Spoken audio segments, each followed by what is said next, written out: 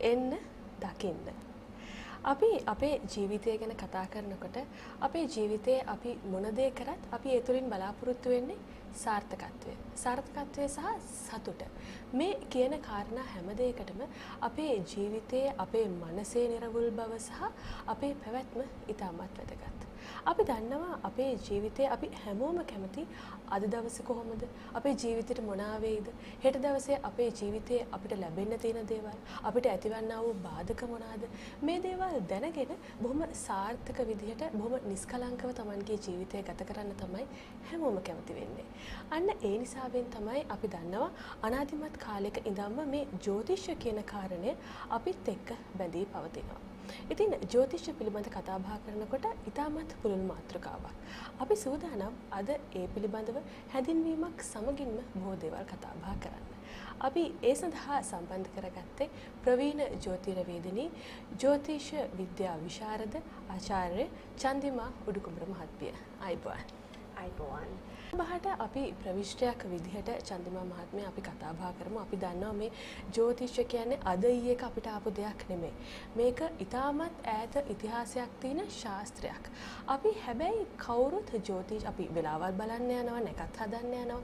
මේ දේවල් කරාට මේ ජ්‍යොතිෂ කියන දේ ඇත්තටම මොකක්ද? මේකේ හරය මොකක්ද කියන කාරණේ අපි දන්නේ නැහැ. අපි එතනින්ම කතාව පටන් ගමු. ඔව් වරුණේ. ජ්‍යොතිෂ වසර 6000කටත් වඩා පැරණි ශාස්ත්‍රයක්. ඉතින් මේ ජ්‍යොතිෂ ශාස්ත්‍රය උපයෝගී කරගෙන අපිට අපේ ජීවිතයේ සාර්ථකත්වය සතුට ළඟා කරගන්න පුළුවන්. ඉතින් මේ ශාස්ත්‍රය නිවැරදිව ප්‍රකාශ කරන කෙනෙක් කරහා තමයි අපිට මේ සාර්ථකත්වය හා සතුට ළඟා කරගන්න පුළුවන් වෙන්නේ. මොකද මේ ශාස්ත්‍රය මහා සාගරයටත් වඩා ගැඹුරුයි. ඉතින් මේ ගැඹුරු ශාස්ත්‍රය ගැන අපි පුද්ගලයෙකුට ප්‍රකාශ කරනකොට ඒකේ තියෙන හරය බොහොම අර්ථවත් කෙනෙකුට කියන්න ඕන. එතකොට තමයි ඒ පුද්ගලයාගේ තියෙන දුර්වලතා, ඒ පුද්ගලයාට ඇති කරන බාධක කරදර, ඒ පුද්ගලයාට ජීවිතයේ සිදුවෙන්න තියෙන දේවල් සහ සිද්ධ වෙච්ච දේවල්, ඉදිරියට පවතින සහ දැන් පවතින මේ සියලු දේ විස්තර කරන්න සැකවෙන්න පුළුවන් අරුණි ජ්‍යොතිෂය හරහා. ඔව් දැන් සමහර වෙලාවට අපි දන්නවා දැන් අපිට හිතෙන්න පුළුවන් අපි මේ කතා කරන මිනිස්සු බොහොම සමීප දෙයක් විදිහට කතා බහ කරොත් අපි යනවා වෙලාව බලන්න. දැන් අපි මෙහි විදිහට අපේ කේන්දරේ අපේ හඳහන පරීක්ෂා කරන්න ගියාට පස්සේ ගොඩක් වෙලාවට දැන් මේක බලලා කියන්න පුළුවන් මෙන්න මේ කාලේ වාට හොඳයි, මේ කාලෙන් පස්සේ වාට අපලයි, ලෙඩ රෝග ඇති වෙන්න පුළුවන්, නොයෙකුත් කරදර ඇති වෙන්න පුළුවන් කියලා මෙහෙම කියන්න පුළුවන්. දැන් අපි හිතමු දැන් ගොඩක් වෙලාවට අපි මේ මනසටනේ දේවල් කතා බහ කරන්නේ.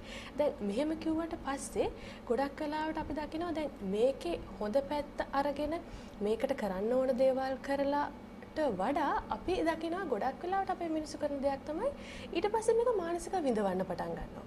දැන් ඒ කාලේ එන්නත් කලින්ම දැන් අද ඉඳන්ම දුක් වෙනවා.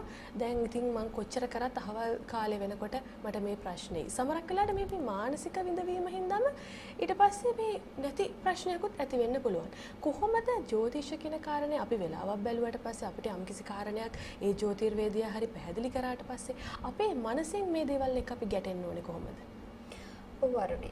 ගොඩක් දුරට අපි පුරුදු වෙලා තියෙන්නේ කේන්දරය බලලා ඒකට ප්‍රතිකර්ම කරන්න. මොකද කේන්දරය බලලා කියනකොට මට කියන්නම අවශ්‍යයි අනාදිමත් කාලයක් අපි මේ සසරේ සැරිසරනවා. අපිට කියන්න බෑ අරුණේ මේකේ ආරම්භය කොතනද? මේකේ අවසානය කොතනද කියන එක. ඉතින් මේ ආරම්භය කොතනද අවසානය කොතනද කියන්න බැරි අවස්ථාවක ඉඳලා අපි යම් දෙයක් විග්‍රහ කරනවා. ඔව් එතකොට ඒකේ පැහැදිලි අර්ථ වෙන්නේ අපේ මනස. මේ මනසේ ක්‍රියාකාරීත්වය කුසල කර්ම අකුසල කර්ම විදිහට අපිට විපාක දෙනවා.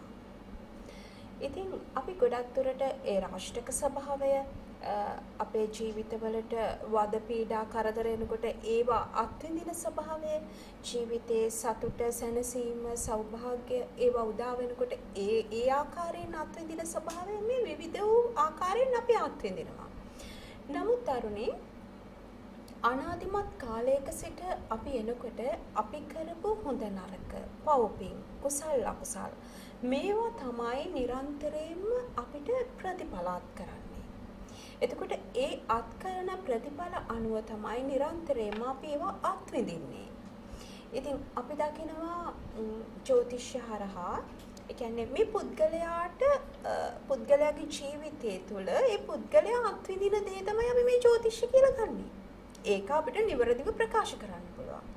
මොකද දැන් දරුවෙක් මව්කුස පිළිසිඳ ගත්ත අවස්ථාවේදීම ඒ